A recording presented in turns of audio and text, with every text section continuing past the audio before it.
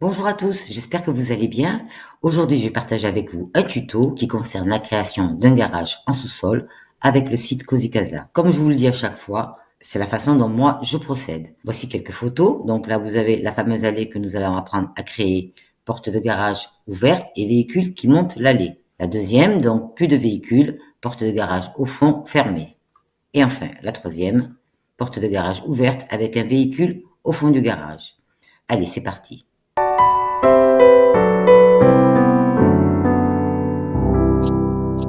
Donc nous allons commencer le tuto sur une base très simple, c'est une bâtisse que j'ai posée sur un jardin. Vous voyez, donc j'ai créé d'abord mon jardin et ensuite la bâtisse. Bien sûr, si vous me connaissez un petit peu, vous savez que je n'aime pas travailler dans le blanc, donc j'ai mis un ciel et un sol. On repart en 2D. Alors c'est ici que vous allez définir la largeur et la longueur de votre pente et on va l'installer ici. Alors pour cela, moi je crée des murs qui sont des repères pour moi. Je vais donc construire construire mur et cloison, voilà, mur. Donc moi, je n'ai pas de mesure distincte, donc je vais faire mes mesures, des mesures aléatoires en fait. Hein. Voilà, donc mon mur est posé. Donc moi, je veux que la mesure de ma pente fasse, allez, 700 cm de long, donc vers la droite, validé, et de large, je veux 4 mètres. Donc 400 vers le bas. Voilà, tout va bien. Donc à vous de définir après vos mesures. Hein. Une fois que vous en êtes là, vous ne cherchez pas à comprendre, tout est parfait, vous faites le sous-sol. Donc rez-de-chaussée, ajoutez un étage. Étage complet en dessous du rez-de-chaussée. Vous décochez porte, fenêtre et ouverture. Vous n'en avez pas besoin en bas. Et là, vous réglez votre hauteur sous plafond dans votre garage. Vous faites OK. Voilà, le sous-sol est parfait. Il est identique au rez-de-chaussée. On le laisse pour l'instant. On revient au rez-de-chaussée. Au rez-de-chaussée, mon jardin va changer forcément puisque ma voiture va arriver par là et va descendre pour aller au garage. Donc, ce que je fais, c'est que ici, je supprime ce mur. Donc, je le mets à la poubelle. J'ai mon jardin qui est ici. Donc, je vais cliquer 4 fois, mais toujours en dessous de ce mur. Hein. Alors, on clique une fois ici, une fois ici, une fois ici et une fois ici. Voilà, vous avez 4 cassures, d'accord? Donc, la première, je la touche pas, j'enlève celle du milieu, celle-là. Celle-là, je la supprime. Voilà, donc là, j'en ai 2. Je prends la dernière, celle-là, donc, hein, je prends le point vert et je l'emmène, vous voyez, la cassure que j'ai fait plus haut servait à tourner. Hein. Je l'emmène jusqu'au mur de la bâtisse. Pareil pour celui-là. Ça va me servir à tourner. Je prends ce point vert et je l'amène à la limite de la bâtisse. Bien sûr, en restant, bien sûr, avec des angles à 90. Alors ensuite, bien sûr, notre jardin a changé de nom. Hein. Donc ça, ne vous inquiétez pas. Vous allez dans pièce, vous cliquez dans pièce et là, vous le renommez jardin. Il va se remettre en vert. Voilà. Donc ensuite, j'amène les lignes de mon jardin à ras des murs que j'ai posés tout à l'heure comme gabarit. D'accord? Voilà. Donc je prends celui-là également et je l'amène à ras. Maintenant, je prends ces murs et je peux les supprimer.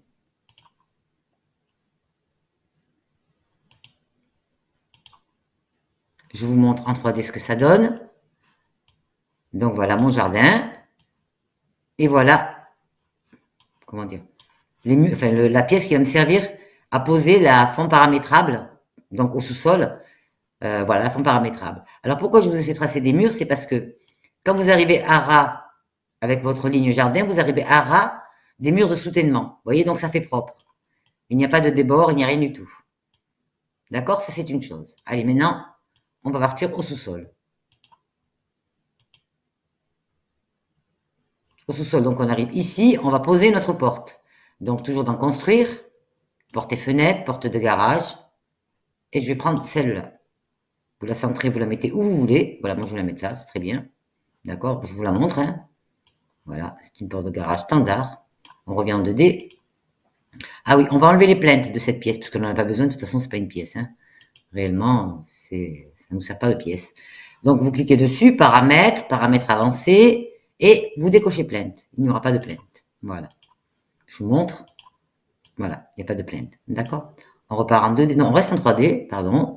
Et là, on va appeler la forme paramétrable. Donc, aménager. Tout en bas, forme paramétrable, plan. Je vous répète encore une fois, moi, c'est la façon dont moi, je procède pour faire un garage en sous-sol. Maintenant, il existe peut-être d'autres moyens, hein, d'autres méthodes, hein, je ne les connais pas. Donc, une fois que vous avez fait ça, donc la forme paramétrable plan est ici, on va la tourner. On la sélectionne, on la tourne avec, en cliquant et en restant appuyé sur le petit rond vert, d'accord? Voilà. Quand vous voyez ligne violette, le croisement qui est parfait, c'est que la ligne, enfin, que le plan est bien aligné. Alors, il est ici, je vais le déplacer un petit peu, je vais le mettre là-bas au fond, voilà, presque contre la porte de garage. Et là, je vais lui donner des mesures. Ici, donc, j'avais 7 mètres, d'accord? Mais ma longueur de pente était de 7 mètres. Moi, je vais mettre 7 mètres 62. Je vais ajouter un petit peu. 7 mètres 62. Voilà. La largeur, on ne la touche pas puisque c'est bien 4 mètres de large, que ça est bien 4 mètres, donc il ne faut absolument pas changer cette largeur. Et profondeur, on va laisser 2. On ferme tout ça, on revient en 2D, 3D, et on regarde ce que ça donne. Donc elle est là. Alors maintenant, il me faut amener donc cette forme paramétrable plan à ras de ce mur. D'accord? On va ouvrir le garage. Peut-être qu'on y verra mieux, je ne sais pas, on verra bien. Et on va demander à travailler sur la position. Donc on clique sur la forme paramétrable, on fait la petite roue, et on va dans position. Attention, pas dans dimension. Attention, pas dans dimension, dans position. Vous devez avoir des flèches. Voilà, et les flèches vont m'aider à ramener ma plaque. Alors l'idéal est de la mettre à ras de ces deux murets. Voilà, là c'est parfait. À ras de ces deux murets. Ok, là elle est parfaite. Maintenant je vais voir élargir si elle est bien mise. Non, elle n'est pas bien mise. Donc pareil, je reste toujours avec mes flèches et je tire. Vous voyez, le liseré vert vous indique où vous êtes. Donc là, je suis bien.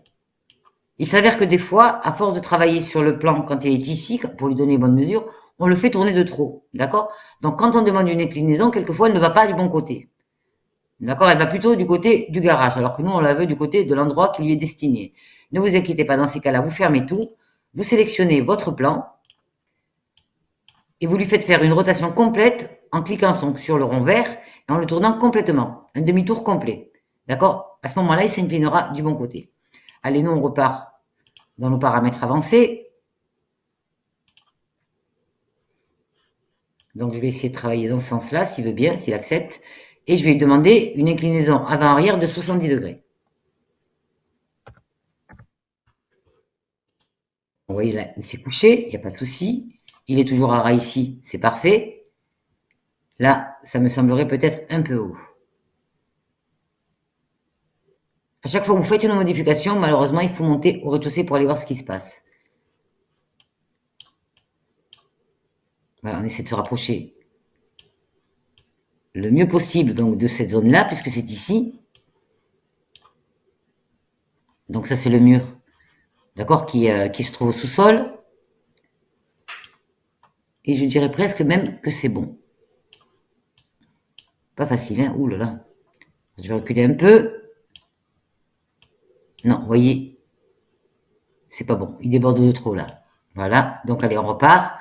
On repart au sous-sol. On reprend le plan. Paramètres. On va lui donner donc une inclinaison de... Ah, j'avais noté 70 pourtant. Ben 70 cette fois pour voir un petit peu ce que ça donne.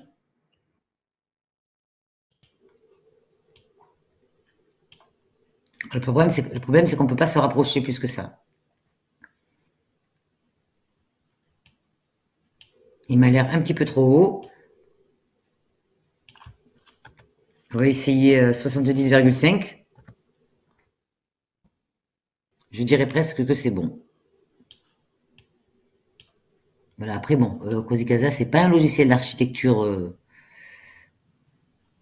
Hein, donc, on fait avec les moyens qu'on a. Ce qu'il nous reste à faire maintenant, c'est de verrouiller, d'accord, notre plan. On retourne au sous-sol. Bien sûr, on le sélectionne. et on le verrouille. Ça, je vous le dis assez dans mes tutos, hein. On repart au rez-de-chaussée et maintenant, on va le décorer. Alors, ce qu'on va faire, c'est qu'on va mettre du béton, hein, parce que c'est le mieux, hein, il faut que ce soit antidérapant, c'est quand même une pente. Voilà, on va prendre celui-là qui est pas mal. Et on va peindre donc la planche, d'accord, le fameux plan là. On va peindre l'entrée du garage. Et on va faire également ce petit bout de mur. Comme ça, rien n'apparaîtra. Ensuite, pour terminer, je vais prendre la peinture donc, de la maison. Je vais la dupliquer sur les côtés des murs de soutènement. Voilà, alors je ne pense pas que la porte du garage s'ouvre hein, quand on est au rez-de-chaussée. Deux clics, et voilà ma porte de garage qui s'ouvre. Donc pour la refermer, il faut où rentrer. On va essayer quand même une vue d'en bas, donc voilà, c'est parfait. En visite, ça donne quoi? Voilà en visite ce que ça donne. Attendez, je vais mettre à hauteur d'homme.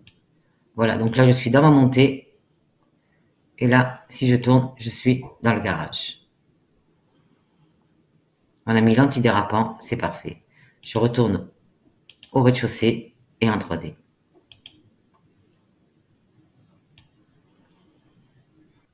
Voilà en 3D. Alors vous voyez là, il y a une erreur qui s'est produite. Vous voyez, mon jardin est beaucoup trop haut. Je l'ai vu quand je suis passé tout à l'heure. Voilà, ça c'est beaucoup trop haut. Donc ce que je vais faire, je vais retourner en 2D. Je vais aller dans jardin. Donc je clique sur le jardin et je vais voir un petit peu ses paramètres. Normalement, il devrait être de 20. Ben voilà, il est monté à 40. Donc là, je le redescends à 20. Allez, on part en 3D, voir ce que ça donne. Et si vous voulez bien sûr monter encore plus haut votre bâtisse, vous allez en 2D et vous faites distance au sol. Vous pouvez la réduire en fait, hein, autant que vous voulez. Le jardin sera moins haut. Donc on peut dire 10 cm par exemple. Voilà en 3D. Voilà, là je vous fais faire un tour.